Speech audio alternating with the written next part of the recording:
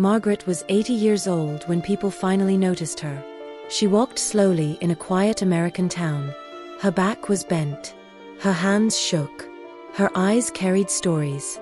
Long stories. Painful stories. She was not born poor.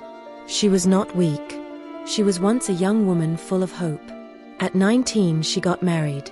She believed in love. She believed in family. She believed life would be kind. At 22 her husband died. A soudain accident. A phone call that changed everything. She became a widow before she understood marriage. She stood at the funeral holding 2 small sons. The world felt empty. People slowly left. Promises faded. Only responsibility stayed. She did not cry loudly. She swallowed her pain. She decided to survive. She worked non-stop. She cleaned. She cooked. She stitched clothes late at night. She raised her sons alone. She skipped meals. She wore old shoes. She sent her children to school. She smiled in front of them. She cried only in the dark. Years passed. Her sons grew strong. They became educated. They started earning. They changed. Their voices became sharp.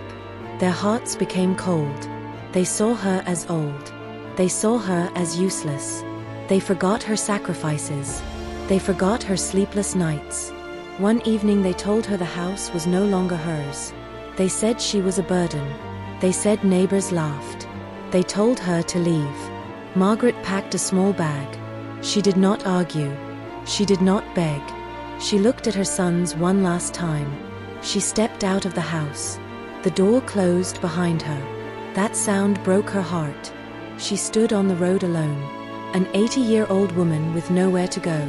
Cold air touched her face. Cars passed. Lights blurred. She sat on the sidewalk. For the first time in her life, she was homeless.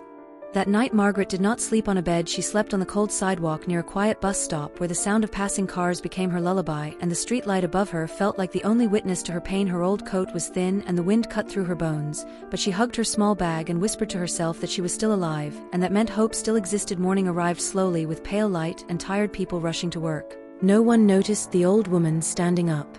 With shaking legs, wiping dust from her dress and fixing her hair like dignity still mattered. Hunger burned inside her stomach, but she chose pride over begging. She walked slowly from street to street asking for work, not money. Some doors closed quietly, some people avoided her eyes, but one woman outside a small cafe stopped and looked at her face and saw a mother, a survivor. She gave Margaret warm coffee and listened to her story without interrupting. Those few minutes felt like kindness returning. To the world, strength returned to Margaret Hart. She continued walking and reached a small house with flowers in the yard. She knocked softly. An elderly couple opened the door and listened carefully. When Margaret asked for cleaning work, her voice was low but honest. They allowed her inside. She cleaned the kitchen with careful hands, washed dishes like they were precious, cleaned the floor until it shined. Her back ached, but her heart felt useful again when they paid her a few dollars. She held the money like it was treasure. That night she slept on a church bench, but this time she was not alone. Hope sat beside her. The next days followed the same pattern: walking, knocking, working, resting. People started recognizing her as the honest old lady who worked harder than anyone. Her hands cracked, her feet swelled, but she smiled and thanked everyone. She never complained. Every dollar went into her bag. Every night she prayed for strength, not for comfort. And slowly the streets stopped feeling like enemies and started feeling like a test she was determined to pass. Days turned into weeks, and weeks turned into months, and Margaret learned how to survive without expecting anything from anyone. She woke up with the sunrise and rested only when her body refused to move. She walked miles each day, knocking on doors, asking politely for cleaning work or babysitting or laundry, anything honest, anything that allowed her to earn her bread. People watched her small frame and wondered how an 80-year-old woman carried so much strength in her soul. Some offered her food.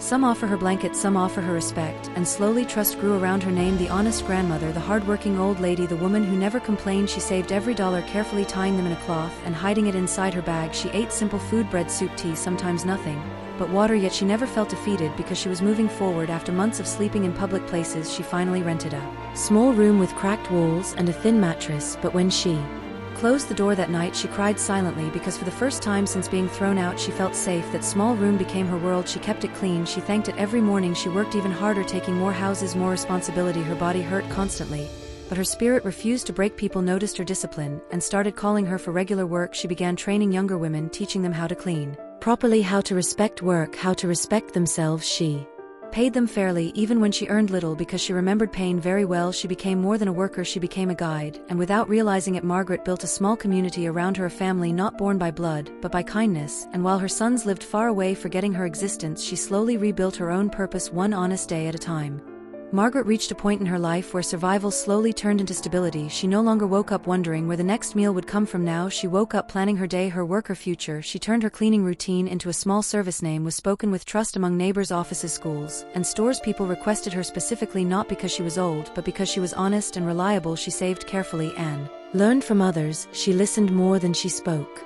She invested small amounts into simple ideas: a laundry corner, a second-hand clothing stall, a small bakery run by a struggling single mother. Margaret believed in lifting others because she knew what falling felt like. Some businesses failed, and some days she lost money, but she never panicked. She learned patience from suffering. Years passed, and her earnings slowly grew. She moved into a better apartment with sunlight and fresh air. She bought a second-hand sofa and placed it carefully like a gift. She thanked God every night, not for wealth, but for dignity. She never looked back toward her sons' names. She were scars, not wounds anymore. People began to seek her advice, young people, struggling elders, feeling useless. She listened without judgment. Her presence felt like warmth in winter. Eventually she bought a small piece of land, watching it like a mother watches a child. Day by day she sat quietly as construction began. Brick by brick her dream rose from dust and memory. Every sound of hammer felt like healing. When the house finally stood complete, she touched the door with trembling hands and whispered, "I did this." The house was simple, but strong just like her. She hired helpers, gardeners, cooks, cleaners, and treated them with kindness. Fair wages, honest words. She built not just walls, but a safe place, a home made of forgiveness, endurance, and unbreakable strength.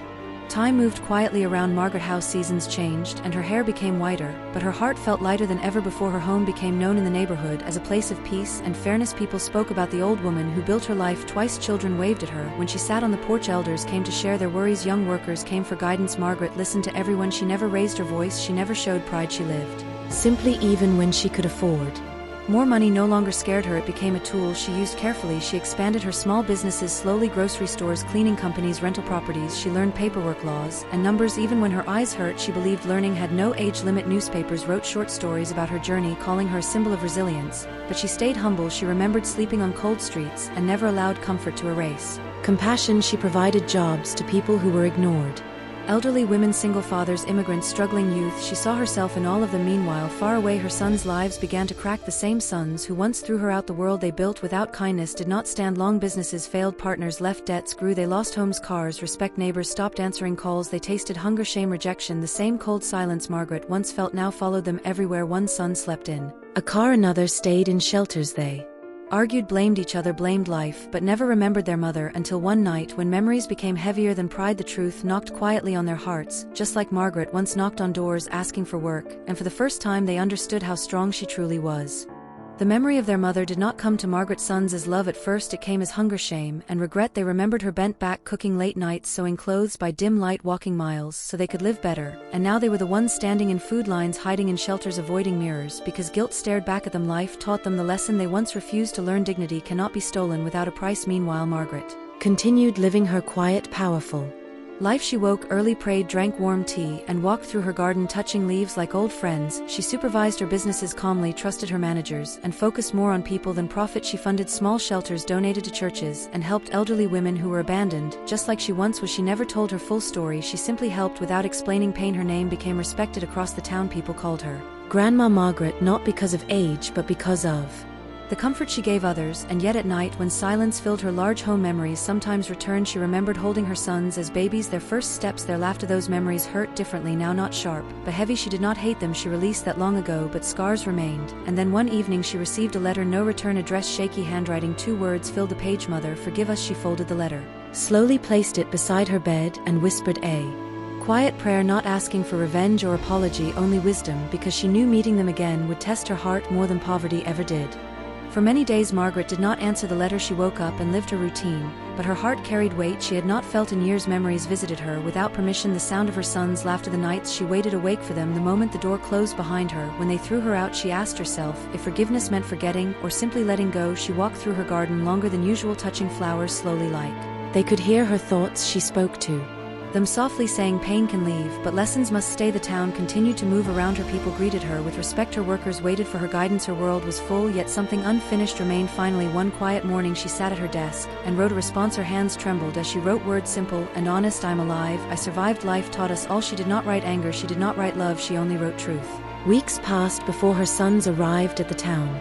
Thin faces, tired eyes, shame in their posture, they stood outside her gate, afraid to knock. The same gate that once protected her from storms. They whisper her name like children seeking safety. When she opened the door, time stood still. They saw not a broken old woman, but a strong, calm presence. Their knees almost bent under guilt. They tried to speak, but she raised her hand gently. She invited them inside, offered water, simple kindness. They broke down, crying like lost boys telling stories of failure.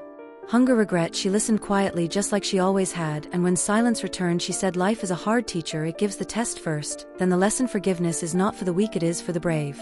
Margaret's sons stayed in her house like strangers, afraid to breathe too loudly, afraid to touch anything that belonged to the woman they once abandoned. She watched them quietly, noticing how life had carved lines on their faces just like it carved her own, but without the strength that comes from patience. She gave them a room, clean clothes, warm food, and space to rest, but she did not give them comfort through words. She believed growth comes from reflection, not from ease. Days passed, and slowly their bodies healed, but their hearts struggled. They walked around her home, seeing framed photos of her journey, articles about her work, letters of gratitude from people she helped, and with every step guilt grew heavier. They asked her how she survived the streets, how she worked at such an age, how she built everything alone. She answered calmly, saying, I accepted pain instead of fighting it, I accepted work instead of shame, I accepted time instead of anger. Those words stayed with them. She introduced them to her workers, not as her sons, but as guests. They worked alongside gardeners, cleaners, cooks. They cleaned floors, washed dishes, repaired fences. Their hands blistered, their backs ached, and for the first time they understood the value of labor. They returned home exhausted and silent. Margaret watched from a distance, not with revenge, but with purpose. She wanted them to learn what she learned. Dignity is built daily, not inherited at night. She prayed for them not to become rich, not to be forgiven, but to become human again. Years passed and Margaret's sons fully transformed. They worked in her businesses side by side with her employees, learning every day. They never took shortcuts. They respected every worker, every customer, every small task. They became men who understood the price of dignity. The town watched the miracle of change, quietly admiring the old grandmother, who built not only homes and businesses, but hearts. Margaret herself grew older. Her white hair glowed in sunlight, her hands wrinkled, yet her spirit remained unbroken. She spent mornings in her garden, afternoons in offices, evenings talking to workers, sharing wisdom. She never demanded respect, it came naturally. People trusted her decisions, her kindness inspired her employees, and her sons watched silently, learning how to lead with humility. One day, a community event was held honoring Margaret for her lifetime of service. She received flowers, letters, and small gifts, but she thanked everyone, saying she had already received everything life could give. The sons stood beside her, holding her hands, their eyes wet with gratitude, finally understanding what love truly means. They whispered, thank you, Mother, not for forgiving us, but for teaching us to be human. She smiled quietly. Her journey from a young widow abandoned on streets to a powerful grandmother had reached its full circle. She did not need wealth or revenge. She had built life and heart stronger than pain. She had survived hardship and turned it into hope. And finally she looked at her sons and knew they would never abandon humanity again, and that was her true victory. Margaret spent her last years peacefully in the home she built with her own hands. Her sons, now successful, responsible men, never forgot her lessons. They ran businesses, honestly helped neighbors, supported community projects. They told their children stories of a grandmother who never gave up, who worked with aching back and hungry stomach, who slept on sidewalks and rose every day to serve others. Margaret watched the town grow, watched her garden bloom. Every flower a memory, every brick in her house a story. She often sat on the porch alone, thinking about the nights she cried silently, about the boys she once raised alone, about the streets that tested her. She never wished for the past to change, only hoped others would learn from it. She taught workers to value honesty, to respect effort, to give love without expecting anything. She inspired young mothers, widows, struggling families. Her story spread far and wide across town. People spoke about the woman who turned loss into power, who built homes from despair, who raised men from selfishness to humility. She passed away quietly one morning, surrounded by her family and workers, a smile on her face. Her sons held her hands, tears rolling silently down their cheeks, and the town mourned yet celebrated, because Margaret's legacy lived in every act of kindness, every hard work, every lesson she taught. Everyone remembered Margaret not just as a grandmother, but as a symbol of strength, hope, courage, and undying love. Her life proved that even when the world abandons you, your own hands, your own heart can build everything you ever dreamed and more.